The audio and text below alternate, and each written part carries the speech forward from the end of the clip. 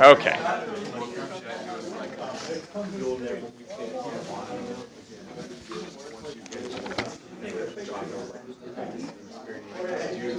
So let's get into what we're going to do today.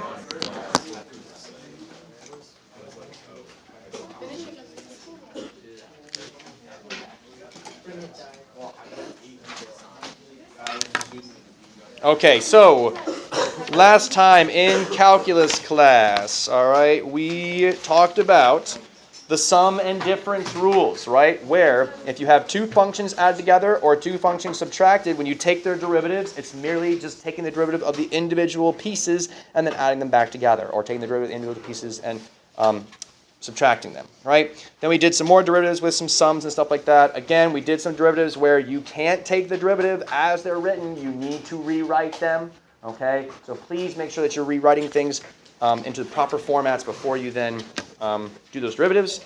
We also did a little exploration here with our trig, okay, functions. We're going to be looking at more trig functions, derivatives, later, not today, I think. We'll stop just before we get to that point, but either way. So at least you know the derivative of sine is now cosine, though, and the cosine's derivative is negative sine.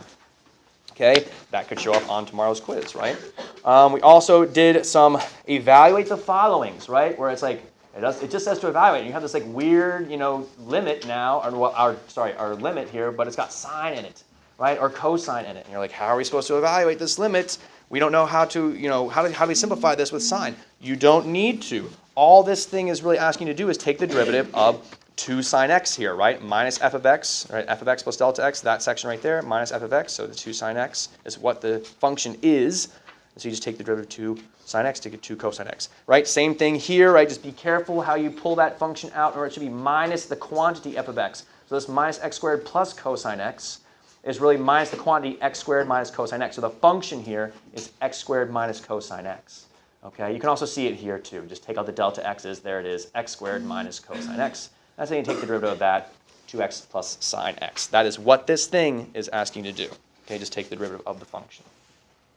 So the derivative of e to the x was e to the x again. Okay, so that's pretty easy, straightforward. And we just did some more problems, okay? Determining points on the curve in which the slope is vertical or horizontal. So again, the slope of our curve. What describes the slope of a function? The derivative. So we use the derivative, we find the derivative, and then in this case for a horizontal slope, we want it to see when it equals 0, when the derivative is 0, or undefined when the slope is, or the derivative is undefined, right? So that kind of idea. And then of course we reviewed the idea of average rate of change, which is really just the secant line slope. It's again your slope formula at the endpoints. And then instantaneous rate of change, that's the derivative evaluated at certain points and stuff like that too.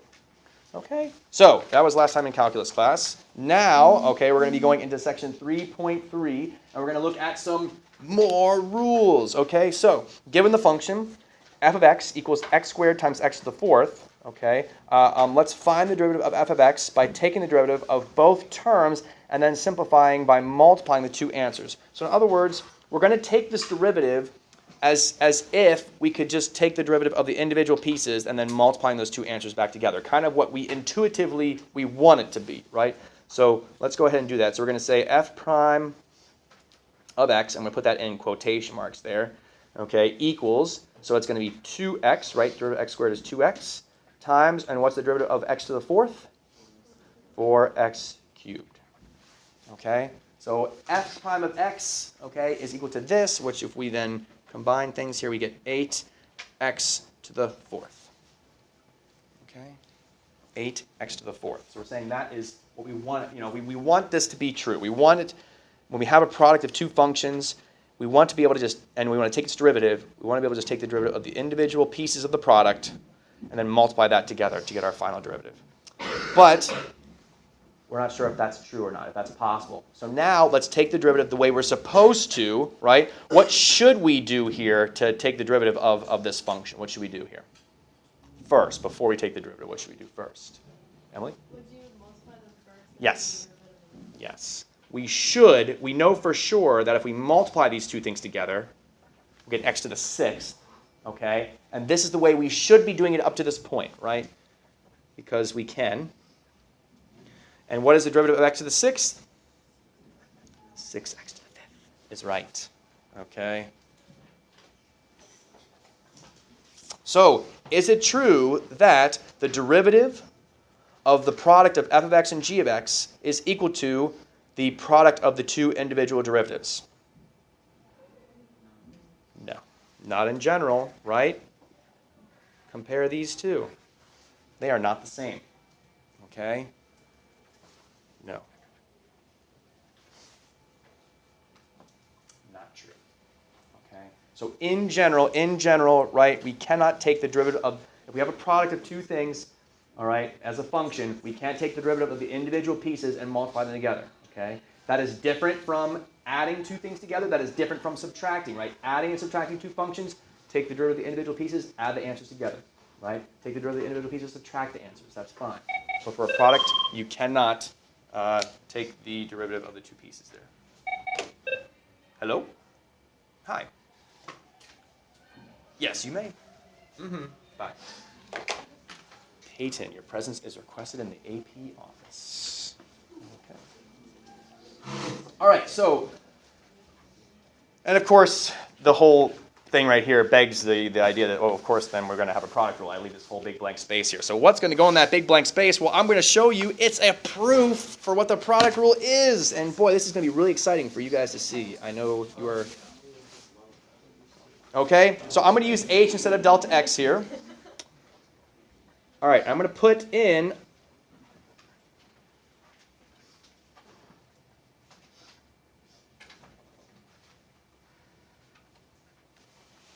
the limit definition of the derivative for a product of our two functions, right? I'm taking the derivative of the product f of x times g of x, and so that would be the setup, right? F of x plus h times g of x plus h minus f of x times g of x all over h. Again, I'm just using this version of it. If you want to use the delta, the delta x version is the same idea. It's just, I like writing h. It's just a little bit easier to do. Okay? Just a little bit easier to do. All right, so we want to simplify this. And it's not obvious to me what the next step should be in order to simplify this. And in fact, I think this is probably the biggest kind of leap that we have to take. Okay. It will make sense. Well, sorry, it will you'll believe that yes, this is still equal to one another, but it might not make sense about where it comes from. So anyway, what we're going to do is we're going to subtract an f of x times g of x plus h. We're going to add an f of x times g of x plus h in a middle term here.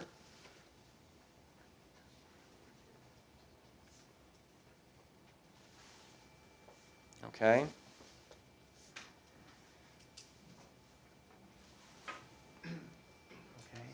So again, it's the same thing. All I did was brought in a negative f of x times g of x plus h, and I'm adding a positive f of x g of x plus h. So really I'm adding 0, right? They cancel each other out.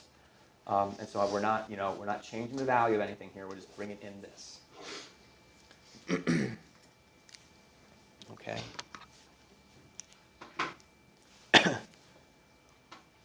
But by bringing this particular kind of combination in, okay, by bringing in this particular combination, we can factor by grouping.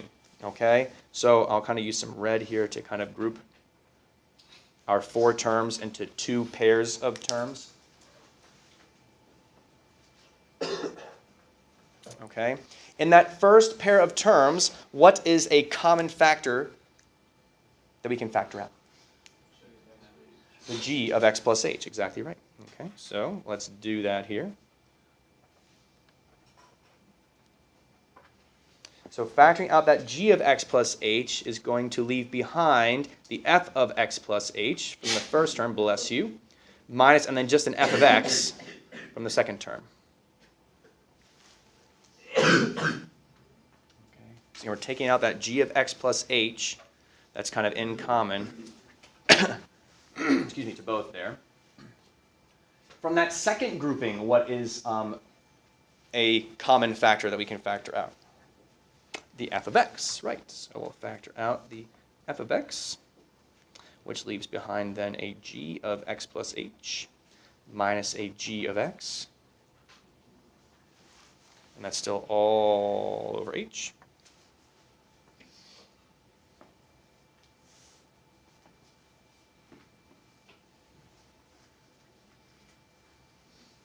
Okay? So we have a product here, g of x plus h times, this quantity here in the square brackets. And then another product over here, f of x times this quantity here in the square brackets. And they're separated by addition. Okay? So we have a product plus another product here, all over h. All right? And remember that properties of fractions, right? We can break fractions up. We can break fractions up over addition, right? The numerators over addition. So I could take this left product right here, put it all over h, plus this right product here, all over h. Okay? So let me show you here. So actually, let me just write this next step, and we can review, because I'm going to try and skip some steps. That way we're not writing a million more steps here.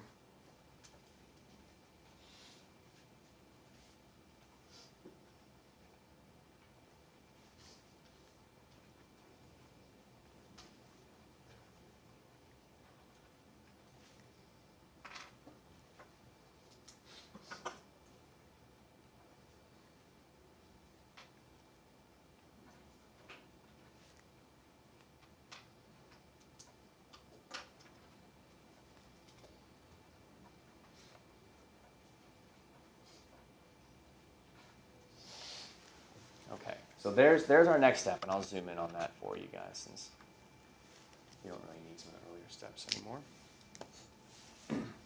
So I'll let you kind of finish writing and stuff like that. All right, I don't want to talk too much while you're writing here, but and then we'll kind of take a look at this and see if we really believe that we can go from that previous step to this last step here.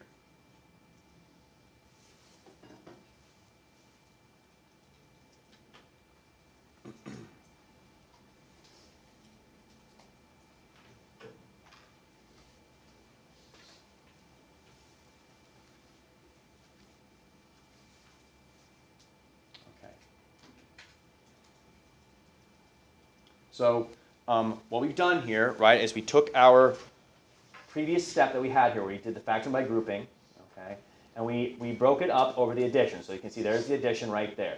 Okay, we still have our product. Okay, we're evaluating the limit for the the front piece there, and then times the limit of the other part of the product from the first piece, and then we're going to take the limit of x approaches 0 of f of x times the limit, and then we put that over the h, right? If you were to if we were to multiply these two pieces back together, certainly yes, the g of x plus h would go back up in the numerator and still be divided by the h, and likewise here as well. The f of x would still go back up in the numerator and still be over the h there. So these are equivalent things. Okay, question, Sean? Why aren't they over h right now? Why aren't they over h right now? For the same reason that if you have, 3 times 5 all over 2, oops, let me go over here. 3 times 5 over 2 is the same thing as saying 3 times 5 halves, right? Because with multiplication, you put the 3 over the 1, 3 times 5 over the 2 there. So a product still is all they are, right? Same kind of property there. I don't know if I have a name for it, but it's the same kind of idea, okay? Okay. So now, let's evaluate these limits, all right? What will this first limit become if h is approaching 0? Well, let's just do a direct substitution. If I direct substitute in 0 here, what's going to be left over from this? G of x. Okay, times, what is this limit saying? What is this limit? The definition of the derivative of what? Of f of x. So we can just denote that as f prime of x if we want to, right?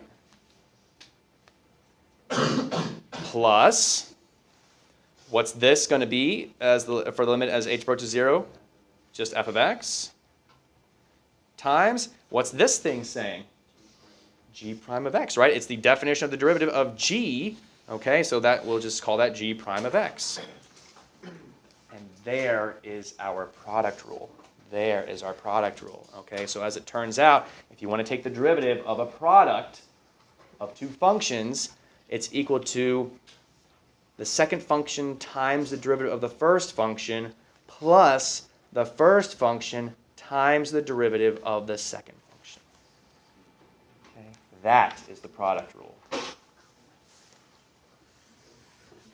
Okay, now, from this point forward, you're allowed to use this. So on tomorrow's quiz, if you see a product of two functions, You can either A, do it the old way, where we multiply the two functions together and then take the derivative, right, to simplify, or B, you could use the product rule.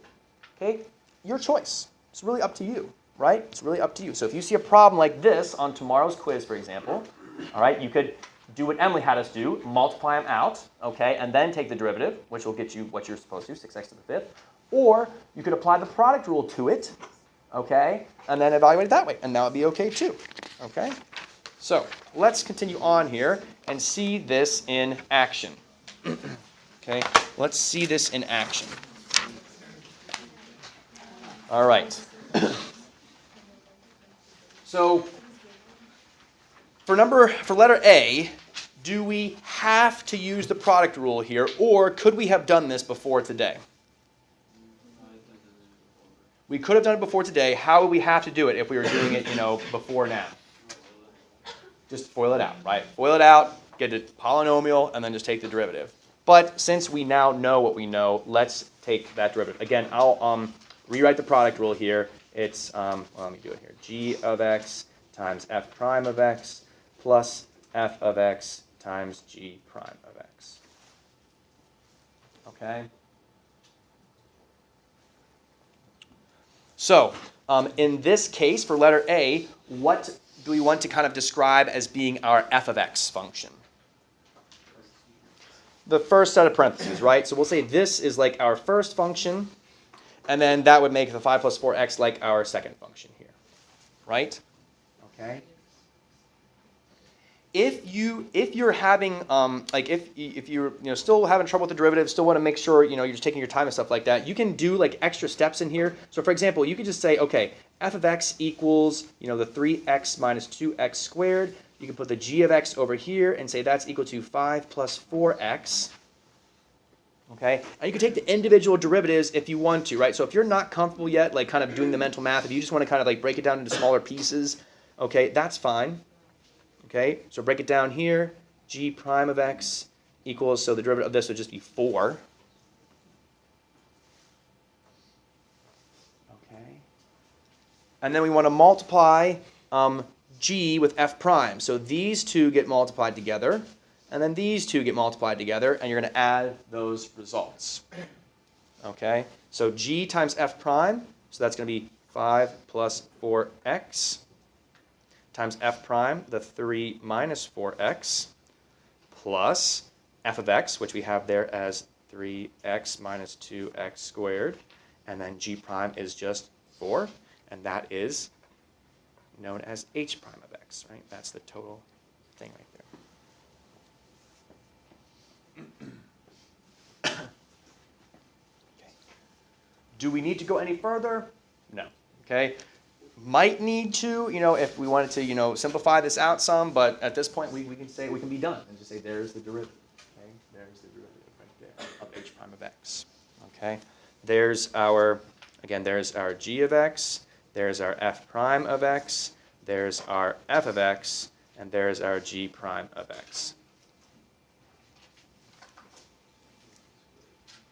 Okay, question, Sean? So we can just leave that like that? You could leave it like that. Absolutely.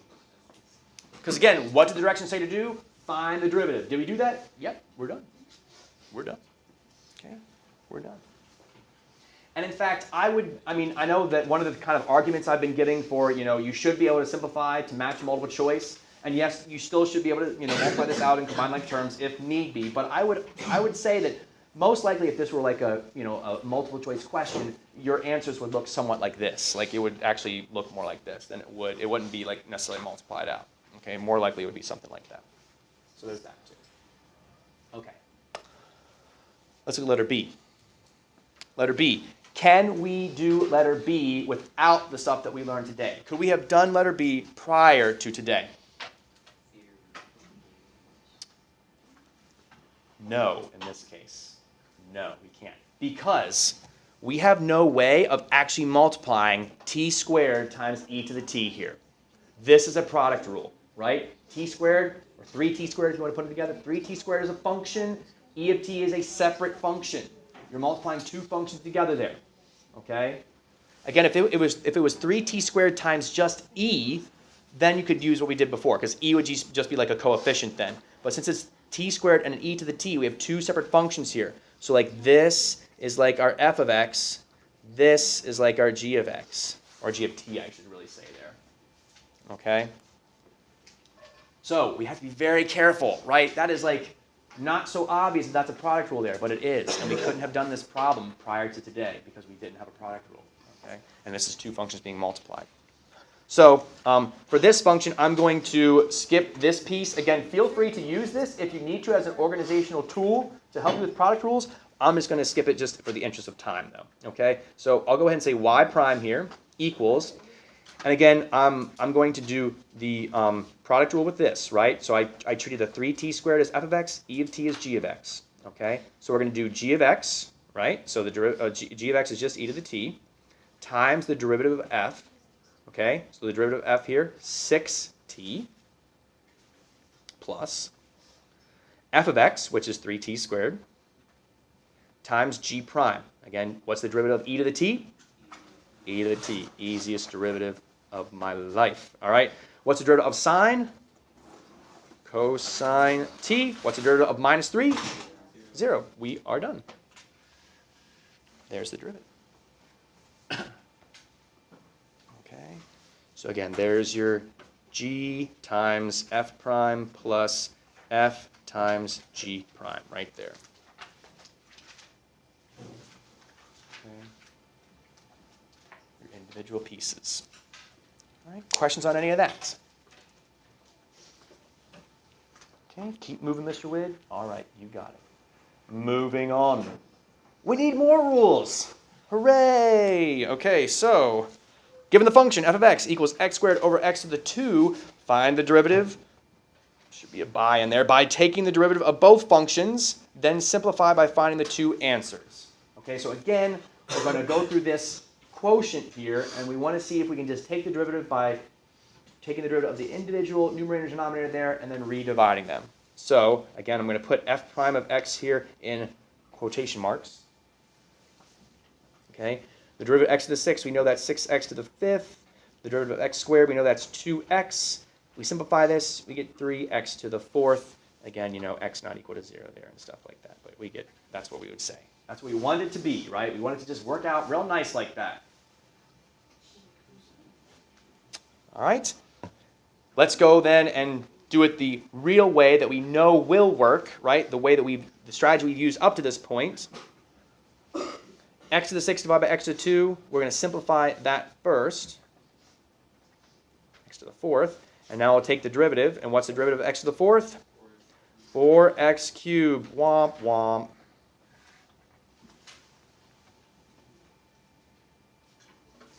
Is it true that the derivative of a quotient is equal to the quotient of the individual derivatives there? No. Okay, so I'm not going to do a proof of the quotient rule. All right, I know your guys are heartbroken. I can show you one later if you really want to see it. But when you see the quotient rule, here's the quotient rule. The derivative of a quotient, okay, is g of x times f prime of x minus f of x times g prime of x. And so you're like, oh, that's kind of like the product rule, right? Like we're going to do the function times the derivative minus the other function times the derivative of the other function. Yeah. Oh, boy. There it is. Okay. All over the bottom squared. Okay. So it's the bottom times the derivative of the top minus the top times the derivative of the bottom, all over the bottom squared. Okay. So you can imagine the proof for this is just a little bit more work than the product rule is, okay? And I'm not going to worry about having us write that out. All right. This one, is there's a little bit more to it, a little bit more going on there, so maybe memorizing it is a little bit trickier. But there is like a little bit of a rhyme that you can use to help you, okay? And so if you call f of x here we'll call this the high function, and g of x we'll call the low function, right? So f of x on top, so we call it high. G of x is on the bottom, so we'll call that low, okay? You can use this little rhyme, low d high minus high d low over the square of what's below.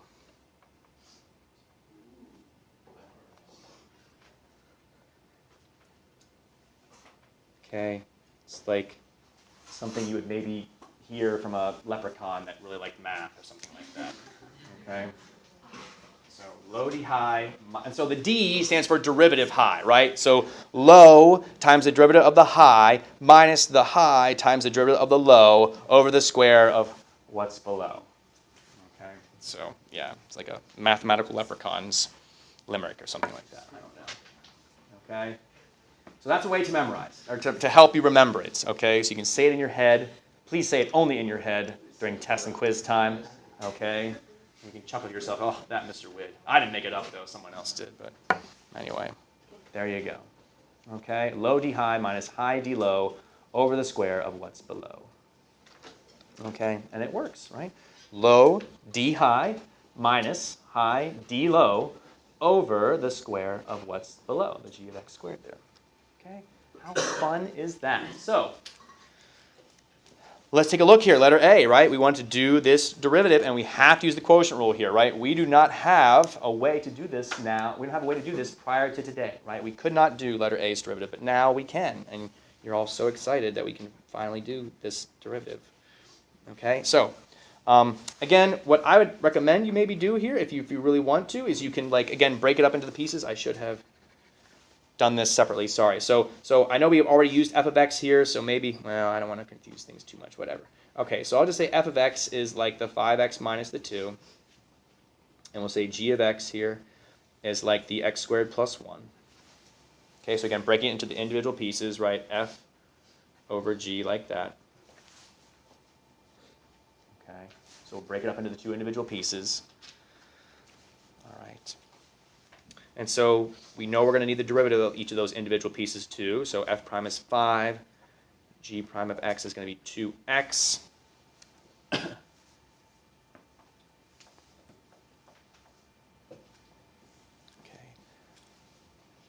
So now we have both pieces and their derivatives, and so now we'll just fit them into our quotient rule. So I'll go ahead and say f prime of x for the actual derivative of f here that we started with, okay, is equal to, so g x squared plus 1 times f prime, which is just the 5 there, minus f, which is the 5x minus 2, times g prime, which is the 2x, all over g of x, which is the x squared plus 1 squared. Or low d high minus high d low over the square of what's below.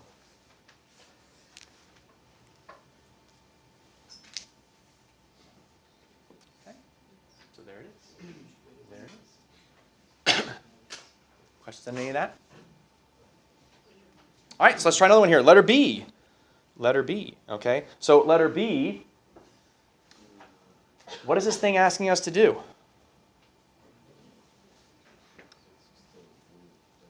Limit definition of the derivative of what function? E to the x over x, right? You can see it here as the minus f of x part of f of x plus h minus f of x all over h, right? There's the minus f of x part. You can also see it in the first place, right? That's f of x plus h. So if you just get rid of the h's, it's e to the x over x, so that's our function, okay? So we want to take the derivative of e to the x over x. All right, we can take the derivative of e to the x over x here. So I'm going to go ahead again. I'm going to do it by just doing the quotient rule here. Okay, I'm not going to like break it down into the individual steps here. Okay, so we'll just do it by doing the quotient rule here. So it's going to be low d high. What's the derivative of e to the x? E to the x minus high e to the x. D low. What's the derivative of x? 1 all over the square of what's below, so all over x squared. Okay. You can stop there if you want to. You know, we could like factor out an e to the x and make it just x minus 1 then in the product of in the numerator there and stuff like that. But okay. So there's that.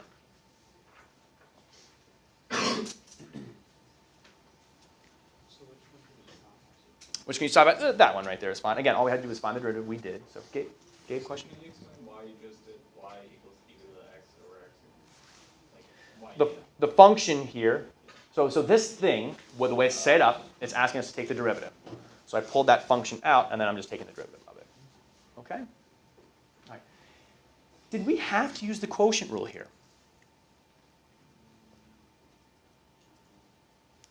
Of course, I'm asking the question, so I'm like, you know,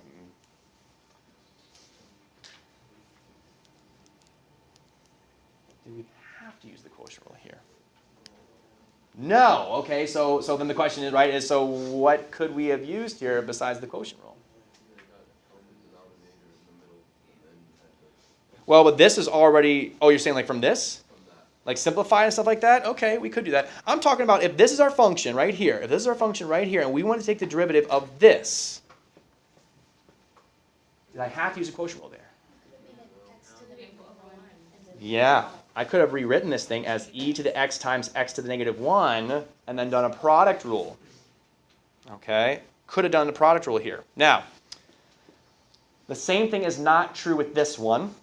I mean, yes, we could rewrite it. Yes, we could rewrite it, but we're going to need one more rule to do this one because it's got the x squared plus 1, that quantity to the negative 1. So we have like a more complicated function being raised to the negative 1 power here. But here, since it's just x, we can take the derivative of x to a power. We can't yet take the derivative of a function to the negative 1. Just yet, but then that will come up Thursday. Okay? So we could have used the product rule here, and in fact, if you use the product rule, you'll get something very similar to this. I'll just do it here real quick. I think I've got some space. So it will be x negative 1 times e to the x plus, so that's the second times the first, plus the first, sorry, the second times the first plus the first times the derivative of the second, so times negative x to the negative 2. So we end up with e to the x over x minus e to the x over x squared, like that, okay? And if we were to then get a common denominator here,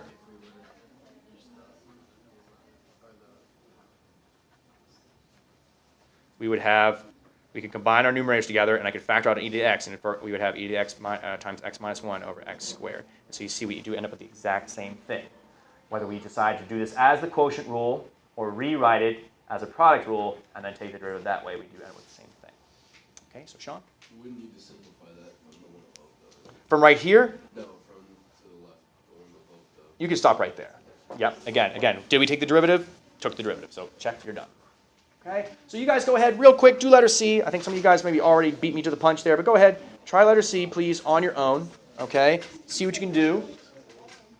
Okay, for those of you that did letter C, feel free to jump ahead there to 3A, 3B. See if you can maybe work through that some if you'd like. Okay, but if you did letter C, go ahead, or if you haven't done C, go ahead, try C on your own there. Identify the function, take its derivative. Okay,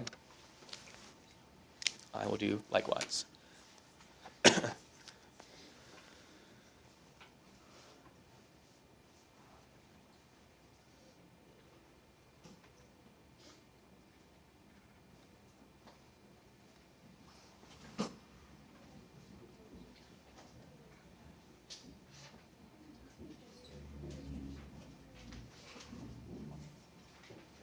Actually, I realized I should maybe give one more, I guess I should give a little more help than that, I think. I feel like I should. So, what is this thing asking us to do? What is this limit asking us to do? Close. In order to do what this thing is asking us to do, we do want to take the derivative. But we actually want to take the derivative of this, x over cosine x. And then what are we supposed to do with the pi's? Plug pi in. This is asking us, the way this is set up, it's asking us to take the derivative of x over cosine x and then evaluate the derivative at pi, right? Because the pi is like replacing the x there. So do you see that? So subtle difference there. Yeah, very close, but that's subtle difference. Okay? This is asking us to take the derivative of the function x over cosine x and then evaluate it at pi. Okay? So that's what we should do here. Okay? So I'll give you that much, and then you can go from there. Okay? So take the derivative, evaluate it at pi.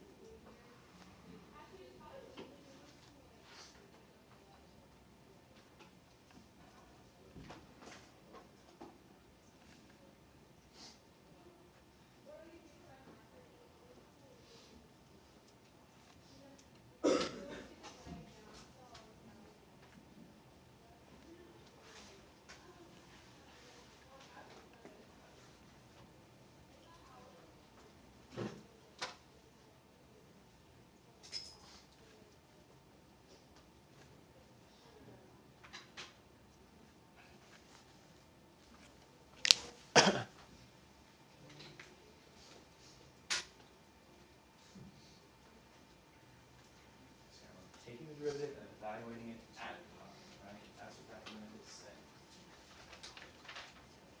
Okay. So this. So let's see what's how we got from here to here. Do you understand how we got from here to here? Okay. So do you recognize this format of the limit? So this is the definition of the derivative. Remember, back when we first learned how to do the derivative, it was the limit. H versus 0, or delta x versus 0. F of x plus h minus f of x all over h. Right? So there's our f of x plus h minus there's our f of x. So the function is just going to be x over x. So rather than dividing this crazy limit, we're really just going to get rid of this function. Yeah. Yes. Okay, now, compare that to here, where instead of x is there, we have pi is there. So what does that mean? This still means to take the derivative, but instead of x, we now pi because we want to evaluate the derivative at pi. So here we're just finding the generic derivative, which is what is the derivative function. So yeah, here we are. That's what it's telling you. See, like here I did so slow yesterday.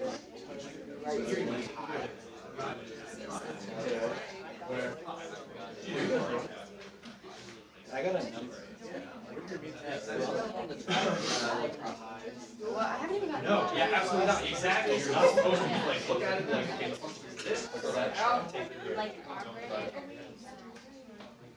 So yes, but now, what is cosine of pi? What is the sine of pi? The derivative of x, right? Actually, 1 x, except for the pi as well. Okay, cheers! So, did I do this right? I'm looking at Yes, no, yes. Okay, all right. Yes, and your answer is right. Good job. Yeah, good job. Oh, I'm sorry. I don't even know that's even correct. Close. Jesus Christ. It's not positive, it's negative. Oh, okay. And then it's the bottom square, so it's just cosine stays cosine. Oh. So yeah, right. And then after I went to make those corrections, what I plug in is sine of pi. I'm plugging sine of pi, just plug pi in for x. I think that's what it is. Plug pi into. Oh, yeah. I love the run. Okay. Running 3 miles per So put y prime equals that. Okay. What made you think it was not cross country. Still working on Thursday's homework. This is why it's important we keep up on the homework too, right? So that way. I've been moving. Oh, okay. I mean, I do football, alright. We do like a change of that. But I still want to run. It's a realism now. Yeah, but homework is different. All right, so here's what we should have gotten. -1. -1. Okay. So kind of Drink it in there. See what you think. Yes.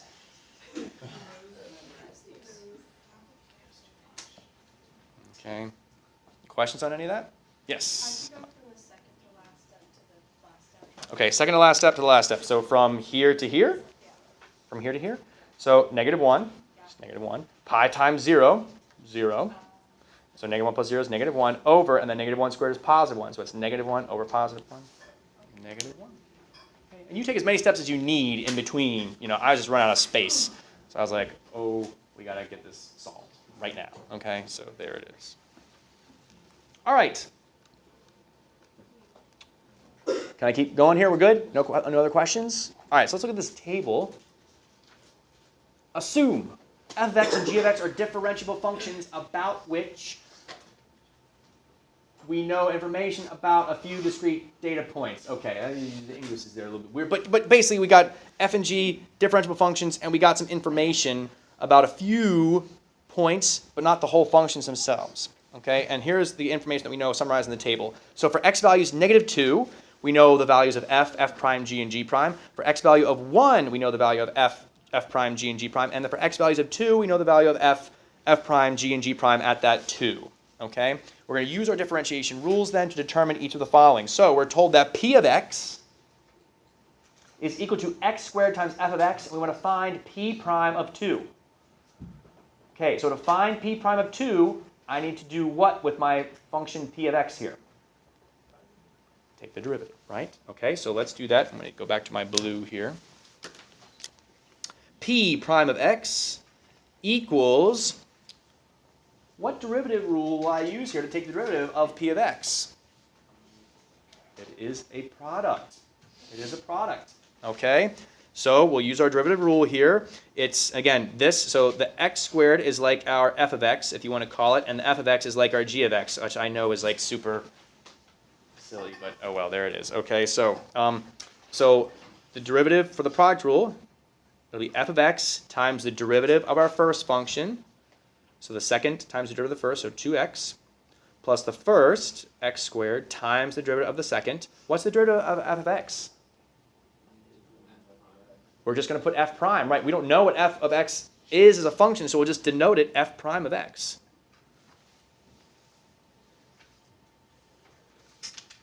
Okay, so second times the derivative of the first, plus the first times the derivative of the second.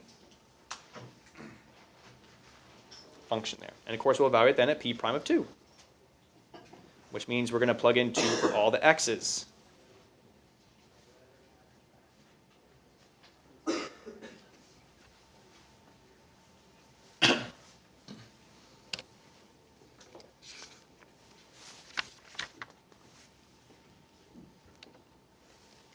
Okay, what is f of 2? What is f of 2 again, sorry? It is -1. Okay, here's f of x. At the x value of 2, we have a y value of -1. 2 times 2 is 4. 2 squared is 4. What's f prime of 2? 5, right? F prime at 2 is 5. Okay, and so do we need to keep going from here? We can actually stop. Okay, at this point, it's all arithmetic. You may stop. If this is like a free response question on a quiz or a test, or if there's no multiple choice for you to like select, you can stop right here and say, that's my answer. Even on an AP test, you can stop right there, okay, and say, that's my answer. You don't need to proceed. Of course, you know, we could. It's going to be, what, 16? Okay. 20 minus 4, 16. But you may stop when it's all arithmetic. Okay? Questions on that one? This is a very typical kind of question to see on the AP test. Most likely you'll see like one like this where you have this kind of table or something like this. Multiple choice, I think, typically, but there it is. Let's try another one here then, if there's no questions. So q of x. Find q prime of -2. So, of course, we've got to find q prime of x first here. What rule will we use here to find the derivative? Quotient. So it's going to be low g of x times d high. What's the derivative of 3f of x going to be? Yeah, that fly just landed on my hair. Anyway, okay, so what's the derivative of 3f of x? 3f prime of x. Okay, so bottom times the derivative of the top. Minus high 3f of x times the derivative of the bottom, d low, right? G prime of x, all over the square of what's below.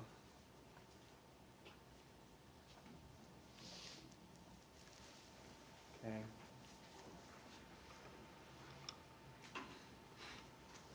And now we're going to evaluate q prime, oops, I just wrote a g, q prime of -2. So that will then be g of -2. And you can skip some steps here. If you want to just go ahead and say what g of -2 is, that's fine, but I'm going to model some substitution here for you, just to spell it out a little bit more.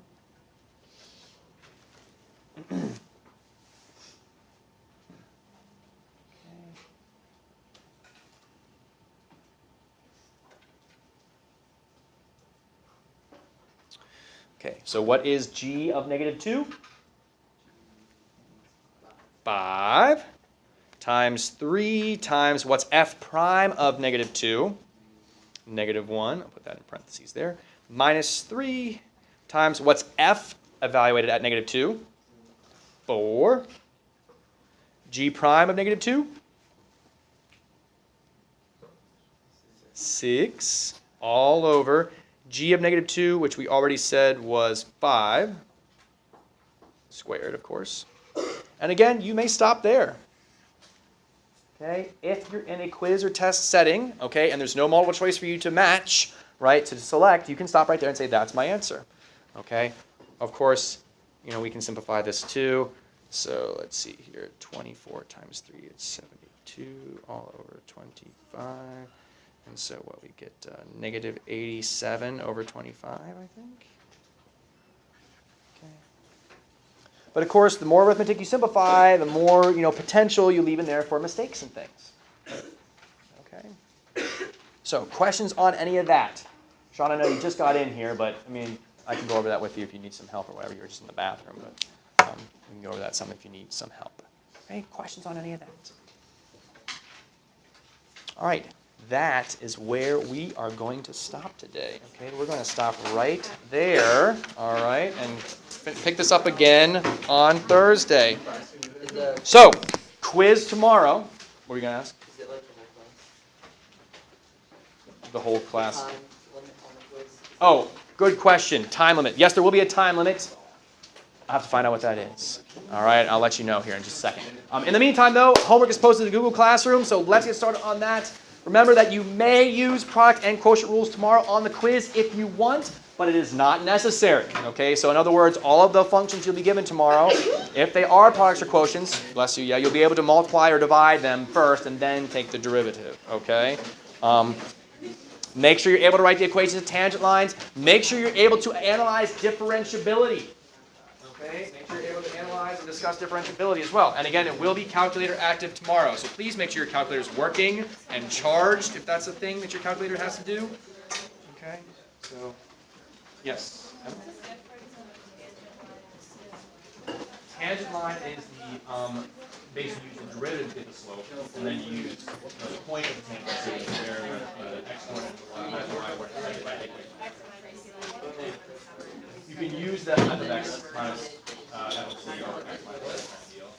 It just makes it easy to derivative. Oh, you know. So if it's trying to find it, Secant is y2 minus y whatever x minus x1. You need 2 points on the secant.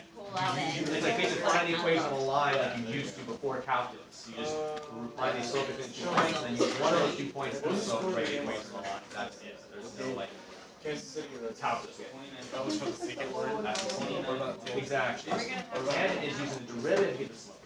So if And it's then the derivative plus the point to get I guess I don't know how to do it. So that's all we've been doing. And anytime you get the derivative, you plug in a single number, and that is the slope at a single point. That goes I read with the questions. Those are good.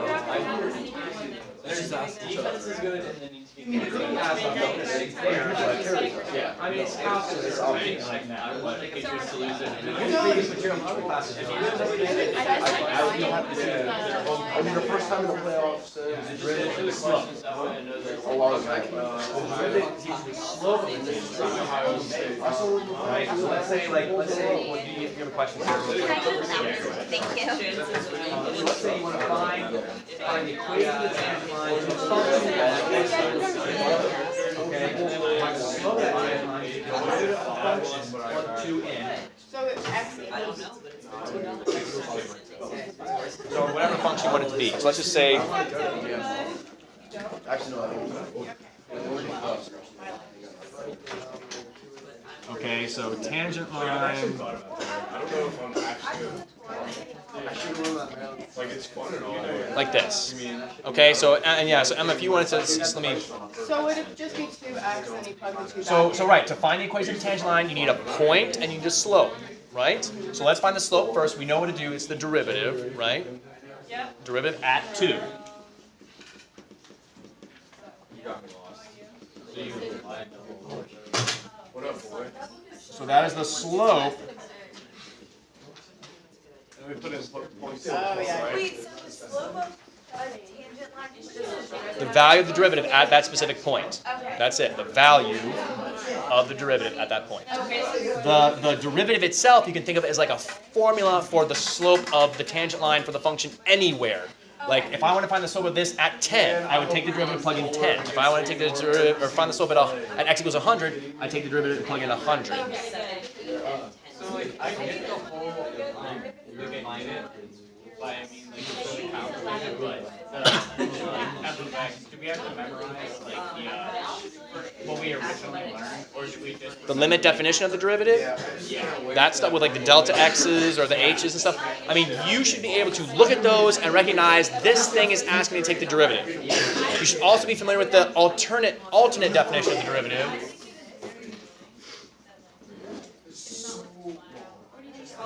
is that for when it's like a single one? This is the alternate definition of the derivative that we used. What's the difference? Well, I mean, just they look different, right? It's a slightly different way of calculating the same thing. Because this is helpful, you can more easily approach, since it's got the limit is x approaches c, you can talk about a derivative from the left and from the right. With the c, you can put a plus or a minus in there and approach the derivative from the left and the right. So you can have like a one-sided derivative as opposed to just like the derivative kind of thing. That's all. So it's like a subtle need, but important nonetheless. So do we need to use that or can You need to be able to look at this and recognize what does this thing ask me to do. find the derivative at a specific Find the derivative at this and evaluate it at c, where that c value is. Sure. So in this wording, it would be the limit as x approaches 2 because I'm trying to find the derivative at 2, and then it would be the function. He broke his collarbone like senior year. So then his football was done, which he didn't go anywhere. None of the football. Well, sorry, I put the c's in.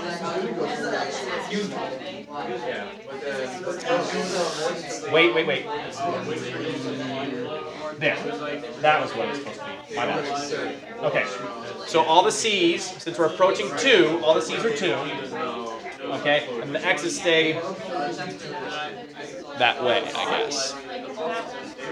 Well, so this, I mean, you don't have to do anything with this if you don't want to. Like when you see this, recognize it as asking, what is the derivative of my function x squared at 2? So you can just pull out your function x squared, take its derivative, 2x, and then evaluate it at 2, 4. So you do this is asking you to do exactly what we did right here. That's all it is. This is the longer way of doing this is the shortcut. Yes, you will. Yes. No. But the point is, do you want to do a limit or do you want to just use your basic rules here? Well, so here's the thing. I could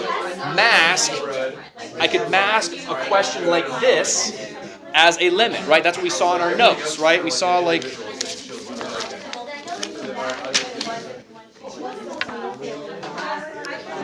hey guys, look, if I give you time to work on homework in class, I expect you to work on the homework, so let's do it to it, okay? Please. I'm not saying it's just you guys, but Sean's over there standing, so he's easier to see, okay? All right, anyway. please, let's use the time wisely. Okay, anyway, so this, right? These two limits here, we recognize these things as asking us really to just take the derivative of, in this case, e to the x over x, or in this case, x over cosine x, and then evaluate it at pi. What would be an example of when it's like stuff that we can use those on? Like the multiplication for the different ones, what would be an example that we could use? Like one from before that we could use those. Like the previous limit, you mean, Yeah, or? like this isn't going to be like class, but you're saying we can use like the formula to help us. Yeah. So what would be an example of a problem that would have So I mean, It's a race thing around here. Can you like just use those for whole thing? so like,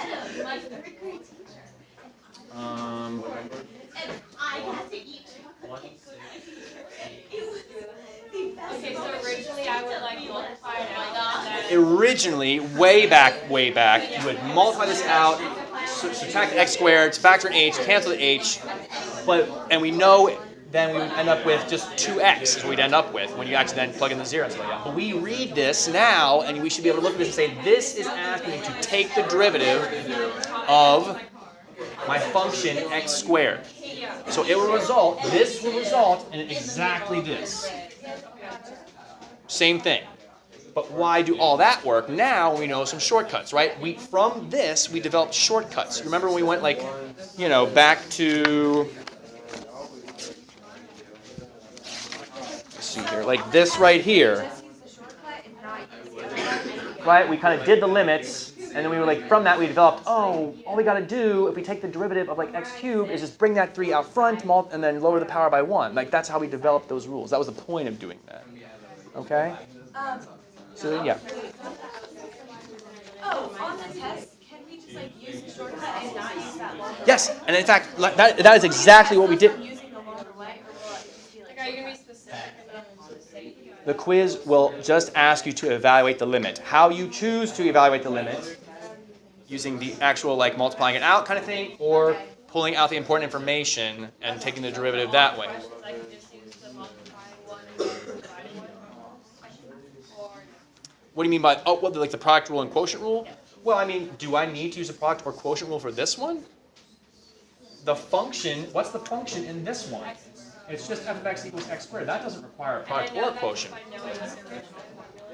Yeah, by knowing that it's f of x plus h minus f of x, so that's my f of x. X squared. So then I can just take its derivative using the rules that we know, not like this complicated simplification process. Right? And when you had like that, Pull the function out, take its derivative. The other version? like setup, can you use the same shortcut? Yes, exactly. So the alternate definition of the derivative, the way you could ask this would be like, and again, for this one, for the alternate definition, we're generally using it only to evaluate the derivative at a specific value. Okay? This way this is asking, it's asking you to take the derivative of x squared. That's it. If I wanted to have this thing asked to take the derivative and evaluate it at a specific point, like, so for example, if I wanted to ask me what f prime of 2 was, for example, then I would just replace these x values with the value of 2. Because I want to evaluate the function at 2. And it's 4. So it would then be, in this case, it would be a 4. Okay? Now, for the alternate definition of the derivative, which let me just give you the general form of it. Okay, for this alternate form, we really only ever use it to find the derivative at a point. We generally don't use it to find the actual like derivative, like the general derivative, like this. We would only really use it to find this. So it kind of like, it bypasses this step, goes right to here. So the way this, so equivalently setting this up with this way,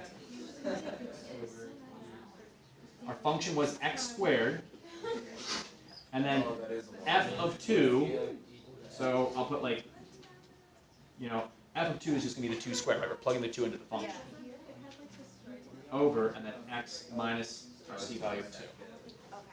If you evaluate this, and then evaluate the limit as x approaches 2, you will get what we got right here, 4. Or you could just have the 2 squared and know that that's 4. So this is basically saying take the derivative of x squared, evaluate No, I'm saying it at x equals 2. That's what this is asking you to do. Okay. What about like plus or minus the same you're talking about? So that's just talking about if you can't take the overall derivative, sometimes we can still take the derivative from the left and from the right kind of thing, and that's it. But you don't have to worry about that for this scenario right now, okay? Morgan? So like, if we do like 2 plus like a squared, will you have to like find what the This function right here? No, the second one. Okay, right here? Will you have to like find what the function is? Yeah, you'll have to and kind find of, the derivative yeah. and, like, the rules and stuff? yeah, unless you want to evaluate it this way, which you actually could. Okay. So, yes. Okay, yes. So Ariana, I'm already putting you in for set, but you said Emma and Morgan, yes, and Celia, okay, and Gabe, and Chase.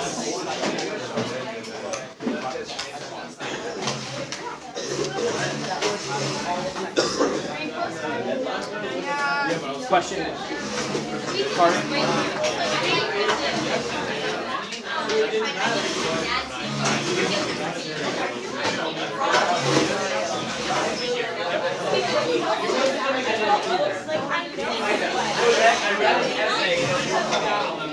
Any other set requests for today? Set requests for today? So good. Yes. Yes. Yes.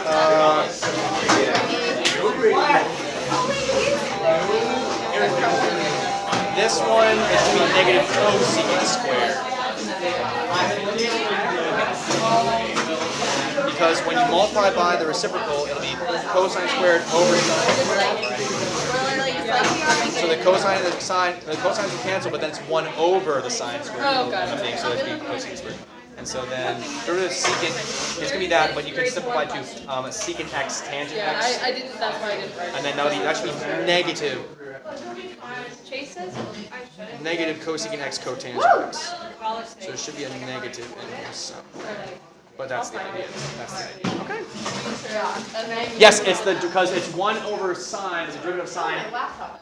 But I signed up for Sine, but J. I don't know. It's it should survive to be negative cosecant cotangent. So with the power rule, any constant turns into 0? No. Yes. Okay. Yes, because if you want to think about it this way, you can kind of use the power rule to evaluate that. So let's say we have just 3. Yeah. 3 is the same thing as saying 3 times x to the 0. Yeah. Right? The derivative of this would be 0 times 3, 0. And then x to the negative 1 if we lower the power by 1, but 0 times anything, 0. Okay. So you see what I'm saying there? Yeah. So, but the derivative Okay. constant is 0. Right? Gotcha. Yep. Thank you. Yep, no problem. Oh my, I hope this recording